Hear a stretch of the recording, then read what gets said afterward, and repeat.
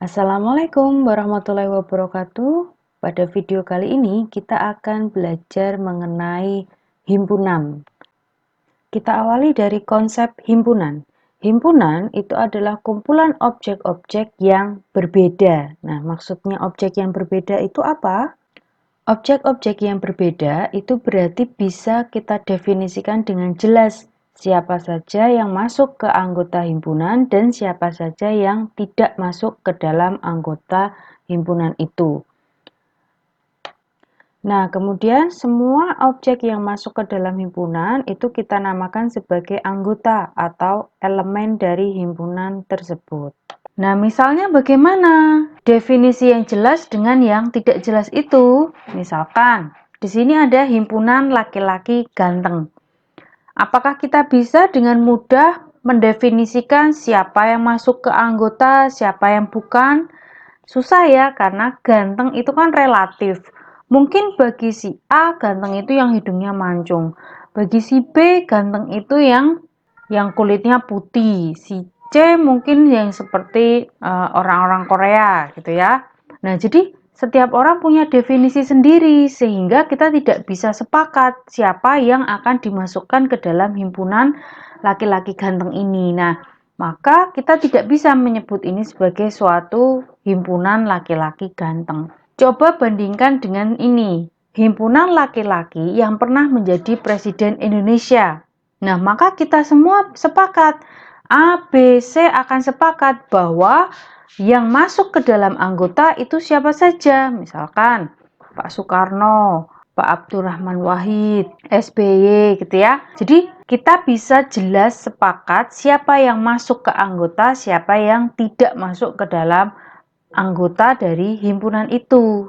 Nah, seringkali kita menggunakan istilah lain di dalam menyebut suatu himpunan, yaitu gugus, kumpulan, kelas, koleksi, keluarga gitu ya. Itu adalah sinonim dari kata himpunan. Kemudian, ketika menyimbolkan suatu himpunan, maka kita menggunakan huruf kapital.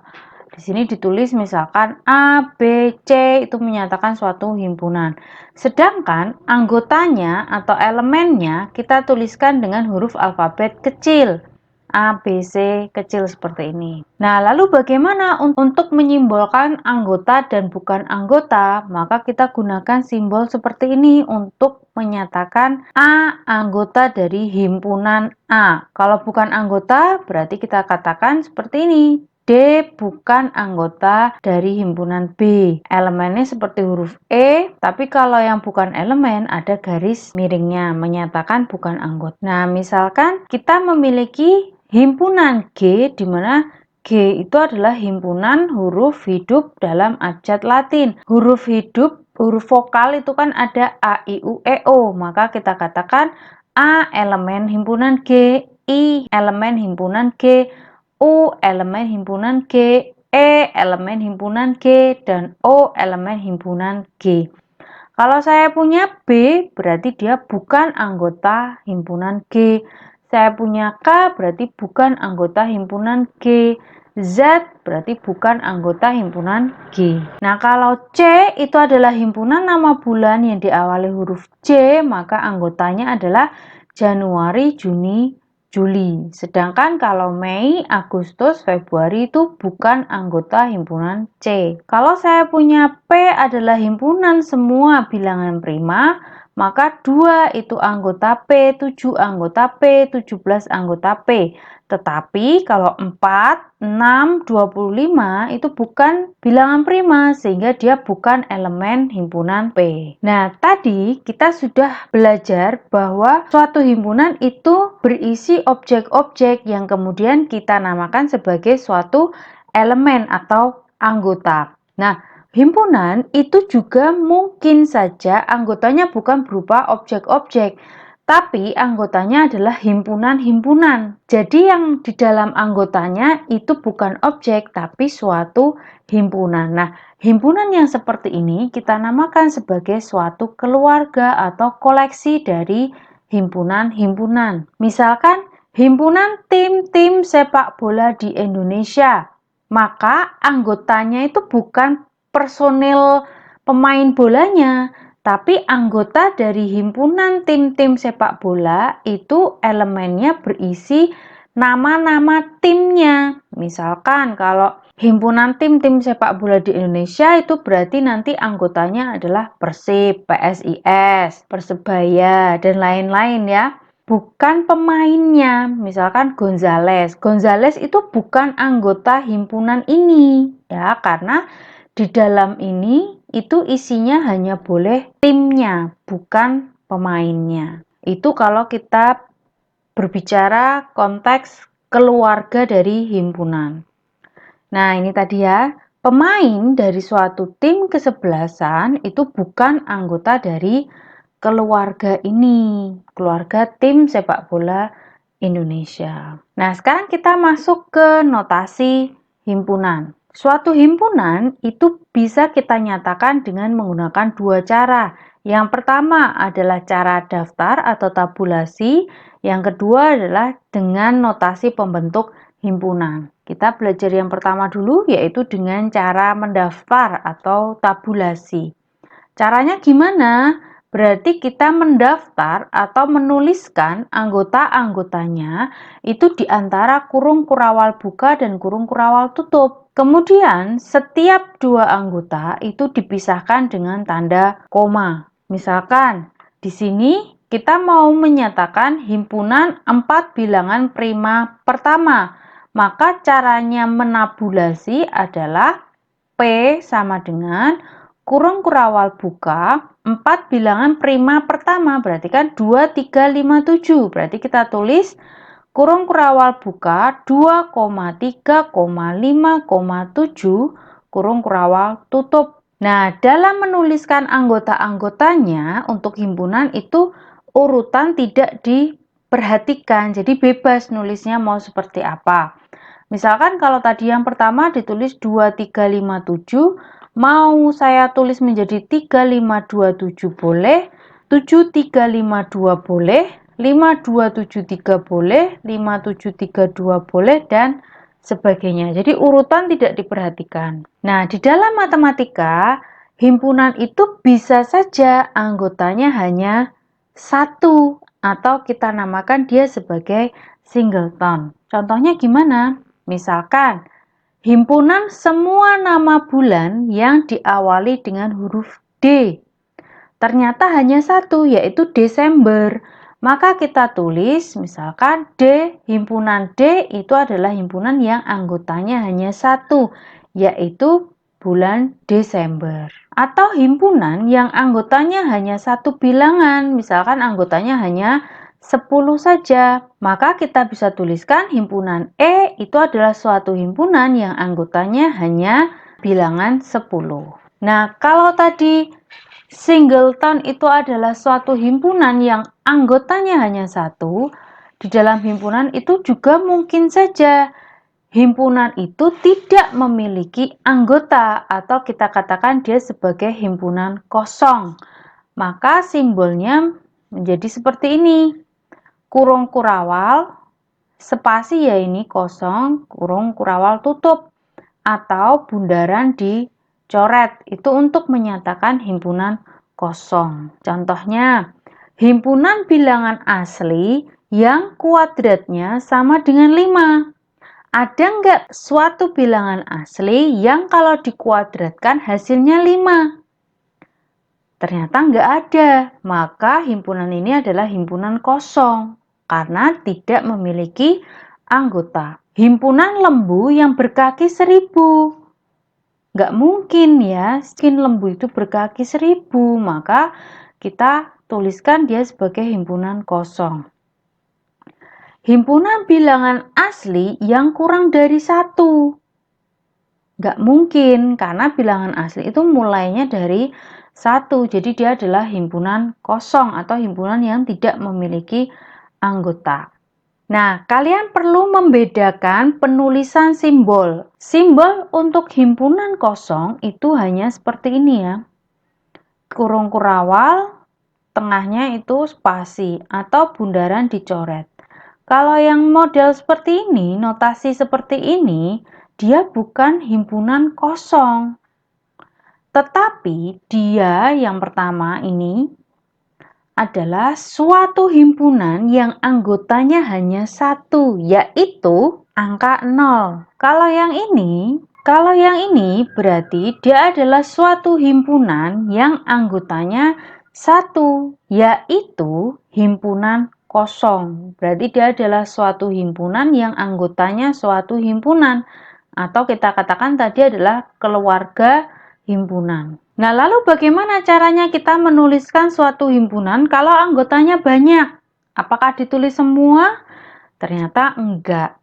Kita cukup menuliskan 3 atau 4 anggota, kemudian kita lanjutkan dengan 3 titik, titik, untuk merujuk ke anggota-anggota yang berikutnya. Tetapi anggota yang kamu tuliskan itu sudah jelas, sudah harus jelas.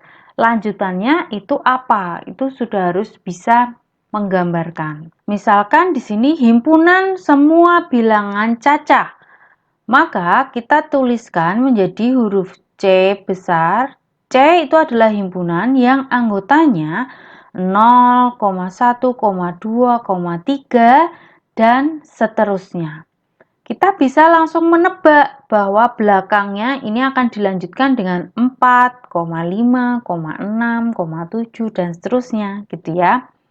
Jadi 3 sampai 4 anggota yang di depan ini sudah harus mencerminkan anggota-anggota yang berikutnya. Misalkan himpunan semua bilangan asli. Misalkan kita simbolkan dengan A.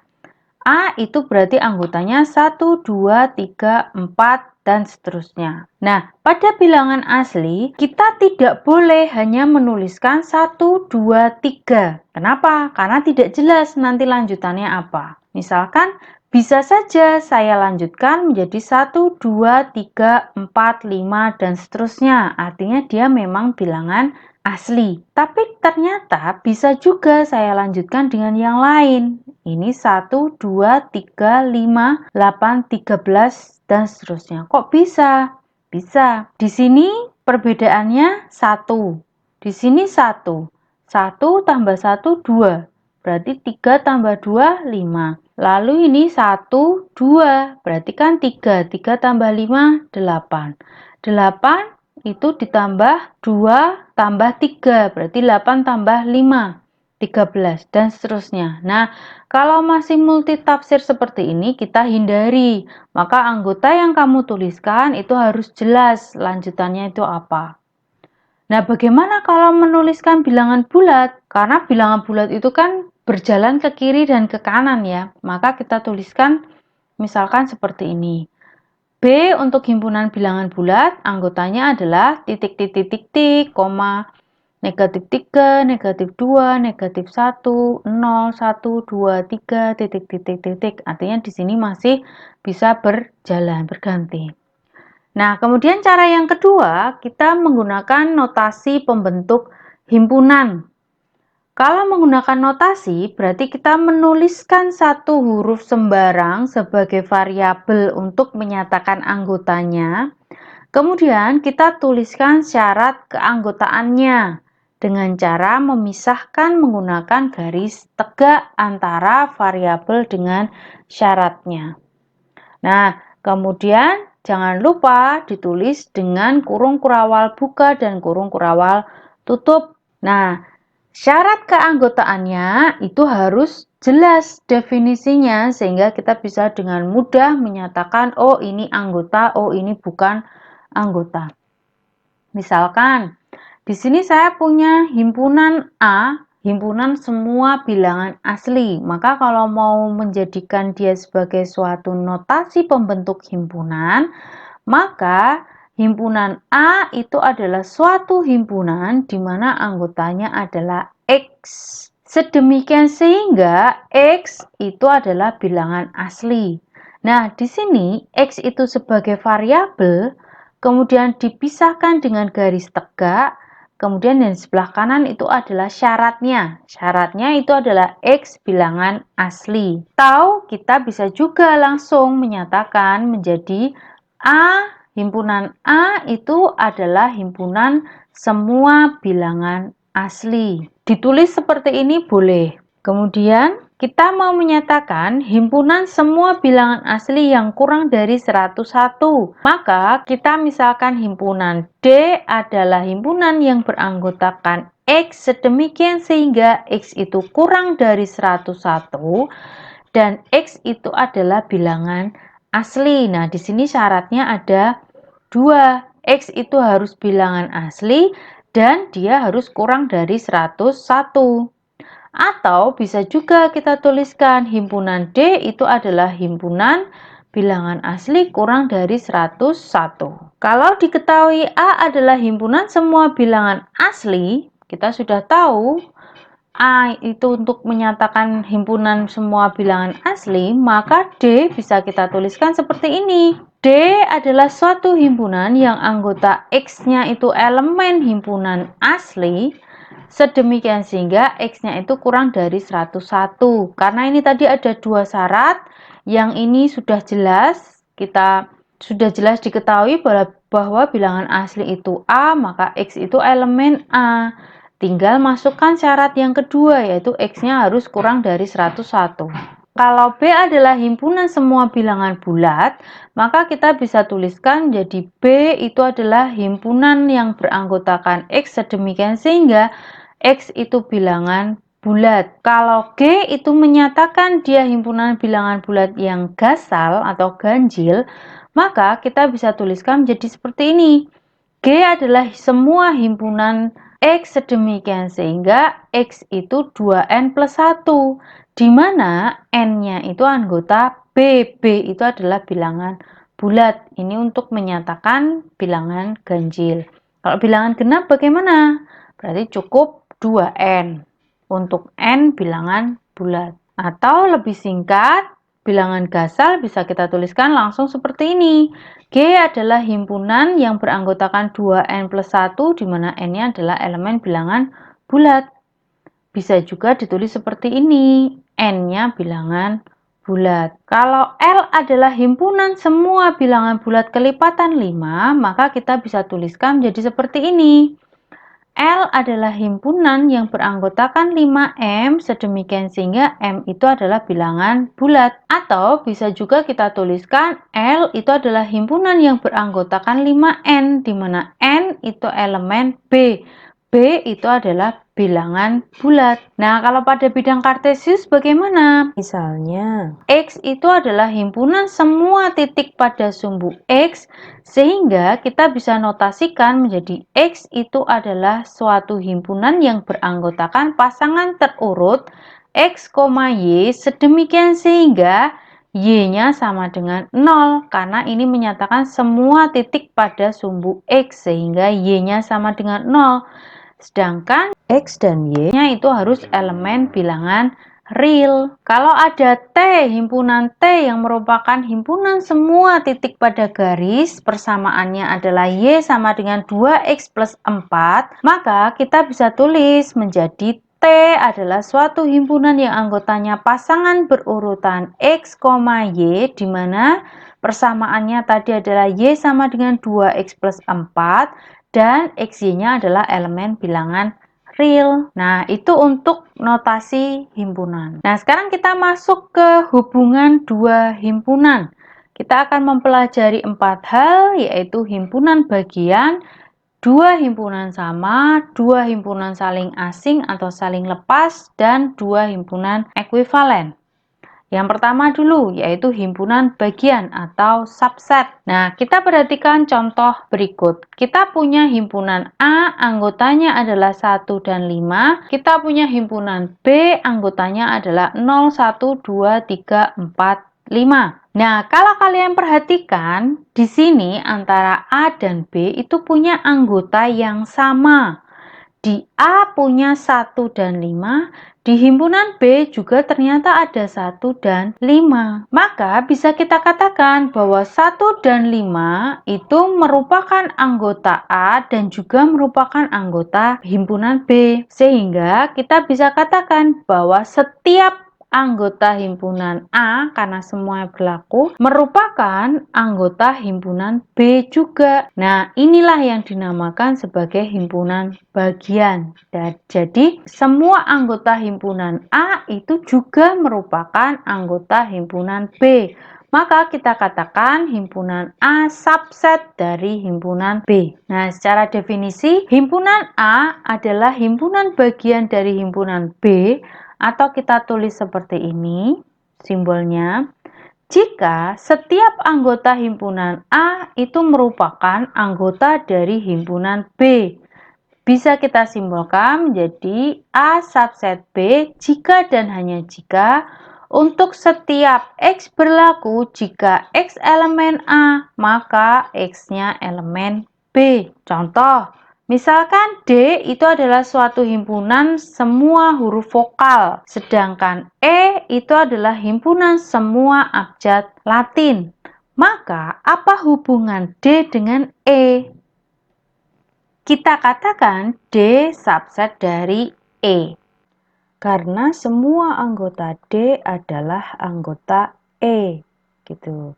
Nah, sekarang kalau ada F yang merupakan semua konsonan dalam abjad Latin, berarti apa hubungan F dengan E? Ya, F itu subset dari E. Kalau saya punya himpunan A yang merupakan himpunan semua bilangan asli dan himpunan P yang merupakan himpunan semua bilangan prima, apa hubungan A dengan P? Ya, P subset dari A. Lalu, jika ada B yang merupakan himpunan bilangan bulat, apa hubungan A dengan B?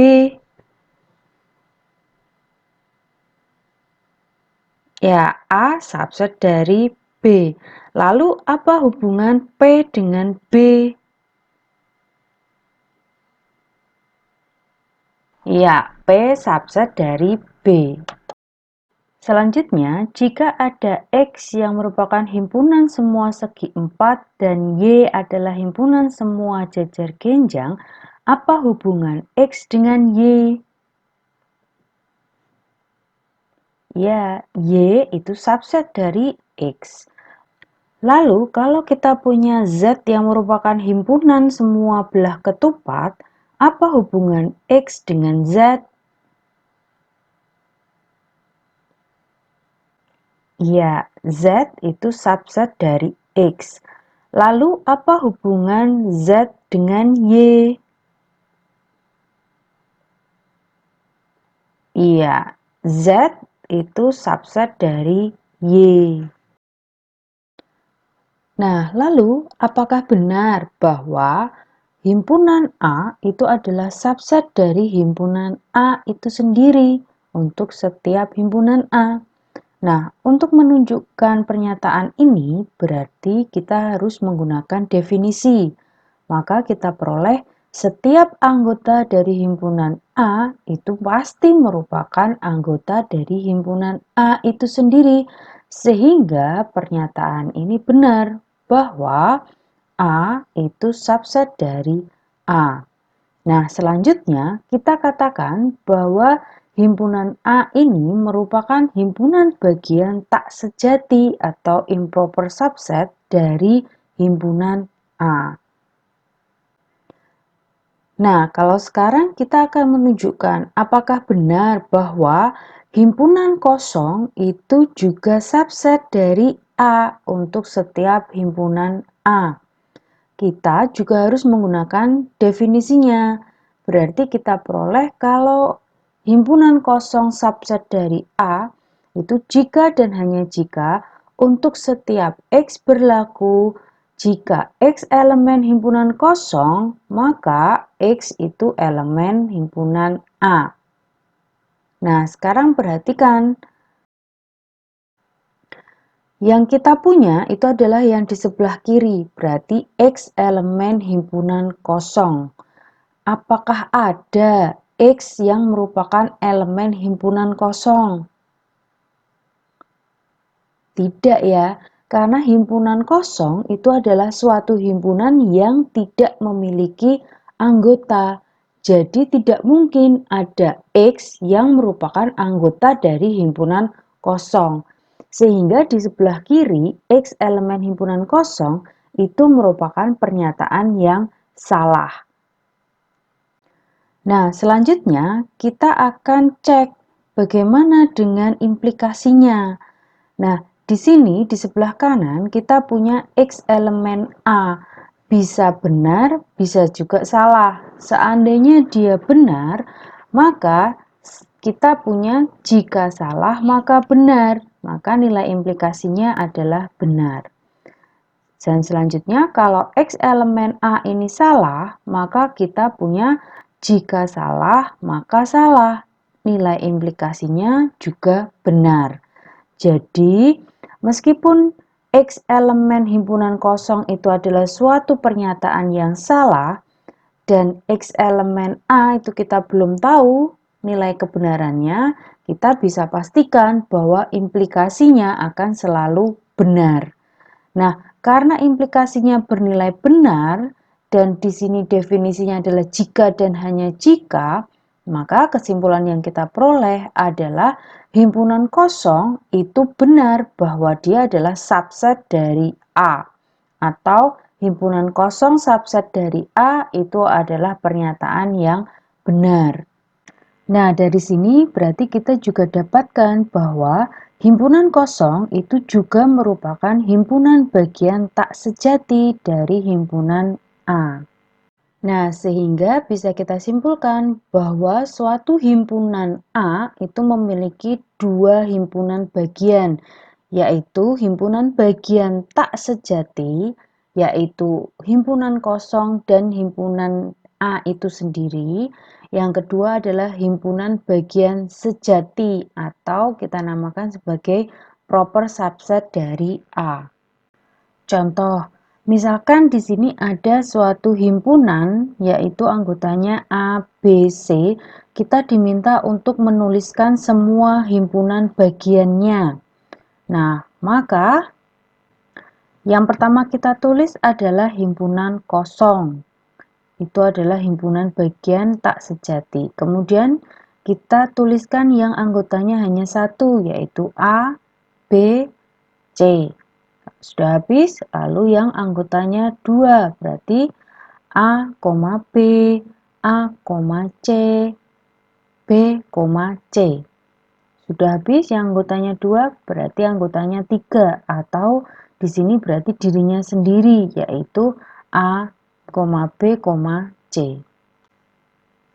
Nah, kalau kalian perhatikan, himpunan kosong dan himpunan itu sendiri itu merupakan himpunan bagian tak sejati. Sedangkan yang lain itu merupakan himpunan bagian sejati. Jadi pada himpunan yang beranggotakan A, B, C, dia memiliki dua himpunan bagian tak sejati dan dia memiliki 6 himpunan bagian sejati. Dan banyaknya himpunan bagian dari himpunan A, B, C itu adalah 8. Nah, kalau kita punya suatu himpunan yang anggotanya ada 4, yaitu A, B, C, D, berapa banyaknya himpunan bagian? Gitu ya. Nah, kita cacah dulu semuanya, kita dapatkan seperti ini. Ternyata di sini ada sebanyak 16. Nah, ternyata kalau anggotanya 3 itu dia 8, anggotanya 4 dia itu 16 himpunan bagiannya. Berarti berapa banyaknya himpunan bagian kalau anggotanya N?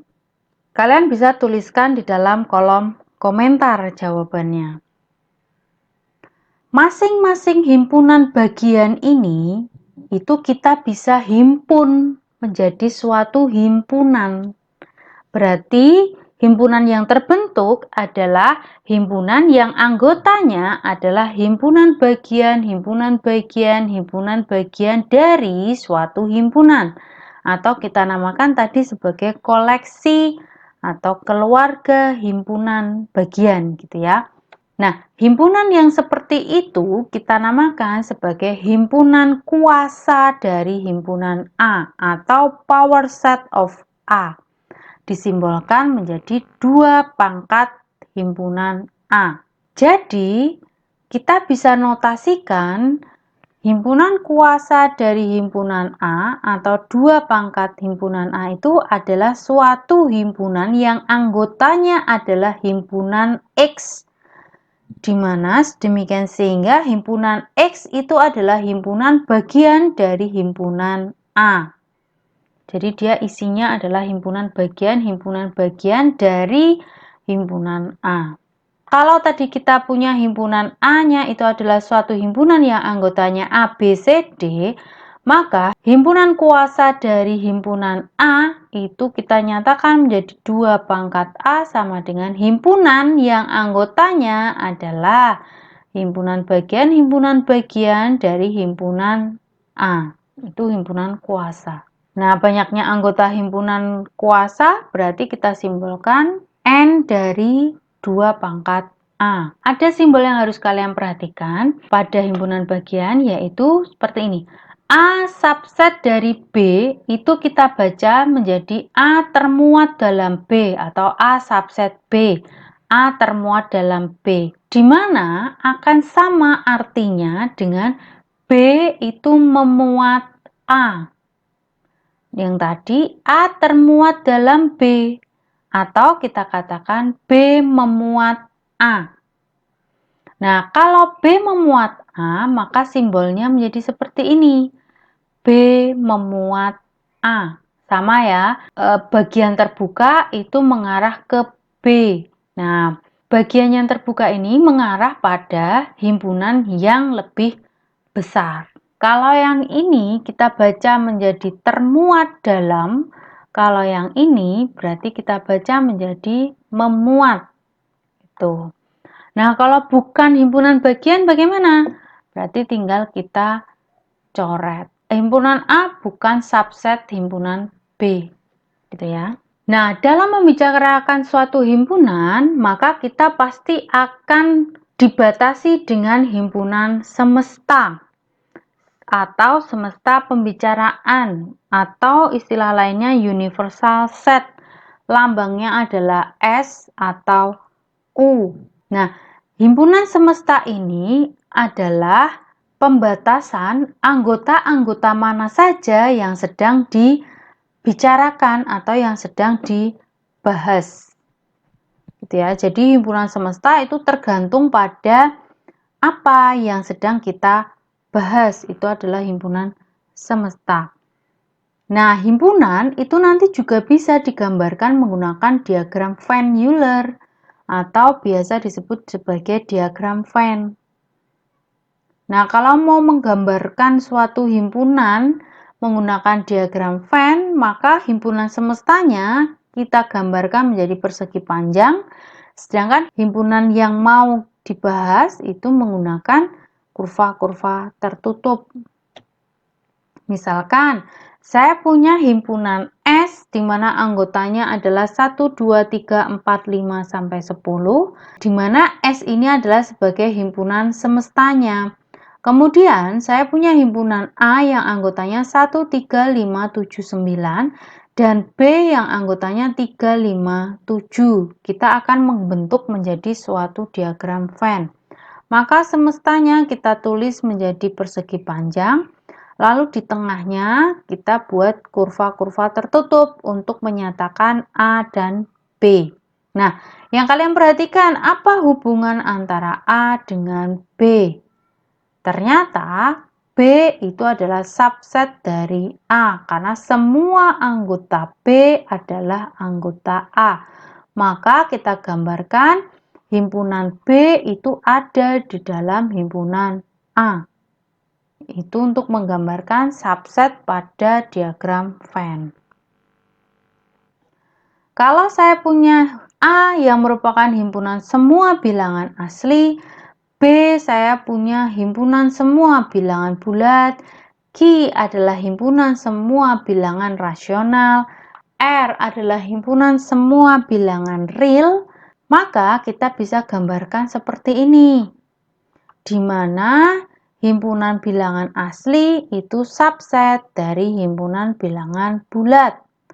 Himpunan bilangan bulat adalah subset dari himpunan bilangan rasional. Sedangkan di sini semestanya yang bisa kita tetapkan adalah R karena yang paling besar. Selain R, apalagi yang bisa kita jadikan semesta? Kita mungkin bisa membuat semesta pembicaraannya adalah bilangan kompleks. Nah, selanjutnya kita akan membahas himpunan berhingga dan himpunan tak hingga. Kalau himpunan berhingga itu adalah suatu himpunan yang banyaknya anggota itu masih berhingga. Misalkan di situ himpunan D di mana anggotanya 1, 2, 3, 4 dan seterusnya sampai 1, 2, 9, 70. Di sini anggotanya sangat banyak tapi masih berhingga. Nah, sedangkan kalau himpunan tak hingga itu adalah banyaknya anggota itu sebanyak tak hingga. Misalkan himpunan bilangan real antara 0 sampai 1. Ada berapa banyak bilangan real antara 0 sampai 1? Ternyata itu tak hingga gitu. Itu bedanya antara himpunan berhingga dan himpunan tak hingga. Nah, hubungan yang kedua adalah dua himpunan sama. Dua himpunan A dan B kita katakan sama jika setiap anggota himpunan A itu merupakan anggota himpunan B dan setiap anggota himpunan B itu juga merupakan anggota himpunan A juga. Atau secara simbolis kita tuliskan himpunan A sama dengan himpunan B jika dan hanya jika untuk setiap X berlaku jika X-nya elemen A, maka X-nya elemen B.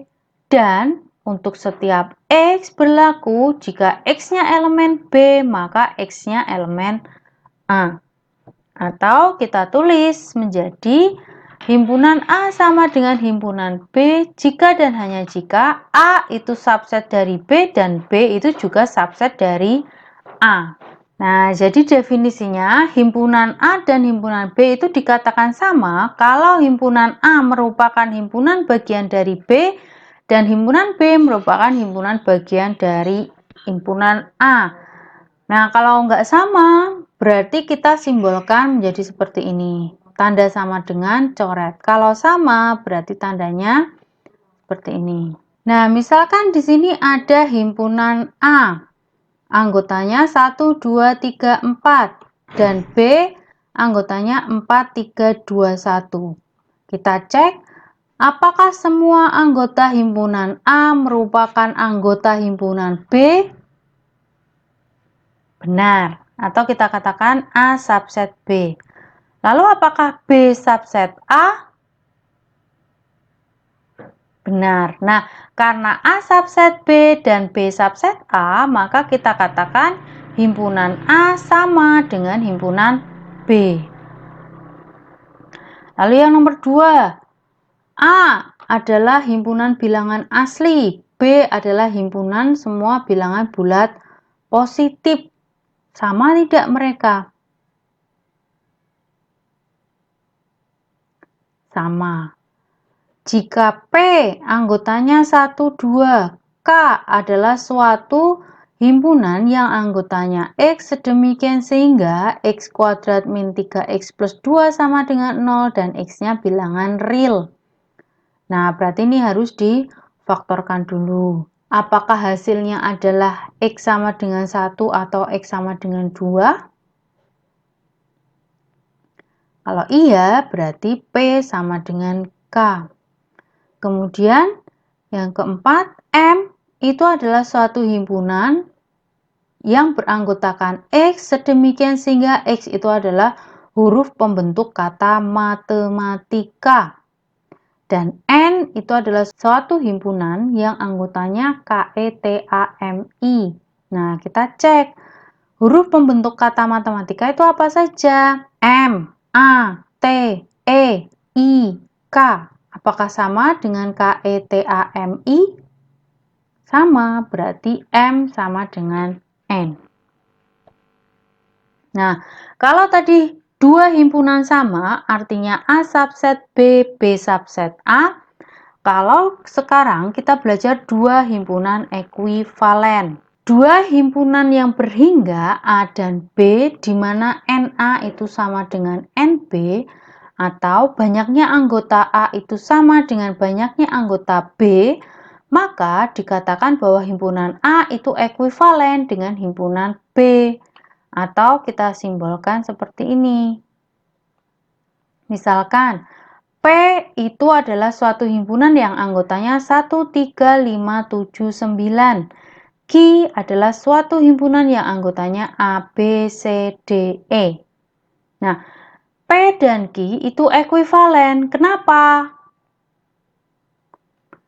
Karena banyaknya anggota P itu ada 5, banyaknya anggota Q ada berapa?